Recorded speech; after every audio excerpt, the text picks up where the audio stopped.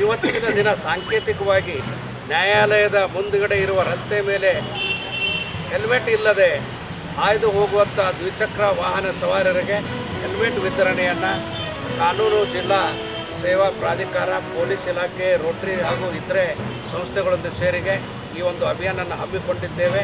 ಇದರಿಂದ ಜನರಿಗೆ ಸಂದೇಶ ಹೋಗಬೇಕಂತಂದರೆ ನಾವು 1,000 ರೂಪಾಯಿ ಖರ್ಚು ಮಾಡಿಕೊಂಡು ತಲೆಗೆ ಹೆಲ್ಮೆಟನ್ನು ಖರೀದಿಸಿದರೆ ಎಷ್ಟೋ ಲಕ್ಷಗಳ ಪ್ರಾಣವನ್ನು ನಾವು ಉಳಿಸ್ಕೋಬಹುದು.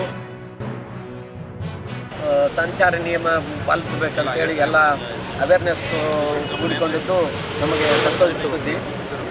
ಈಗ ರಾಯಚೂರಿನ ಜನ ಬಿಸಿಲಿನ ಬೇಗೆ ಅಂತ ಹೇಳಿ ನೆವನ ಮಾಡಿ ಹೆಲ್ಮೆಟ್ ಹಾಕ್ಲಾರ್ದೆ ಸಂಚಾರ ಮಾಡ್ತಾರೆ.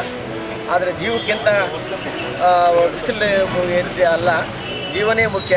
ಅದಕ್ಕೆ ರಾಯಚೂರು ಜನಕ್ಕೆ ನನ್ನ ಸಂದೇಶ ಏನಂದರೆ, ಪ್ರತಿಯೊಬ್ಬರು ವಾಹನ ದ್ವಿಚಕ್ರ ವಾಹನ ಚಲಾಯಿಸೋ ಮುಂದೆ ಹೆಲ್ಮೆಟ್ ಧರಿಸಿಕೊಂಡು ಚಲಾಯಿಸಬೇಕಂತೇಳಿ ನನ್ನ ಸವಿನಯ ಪ್ರಾರ್ಥನೆ.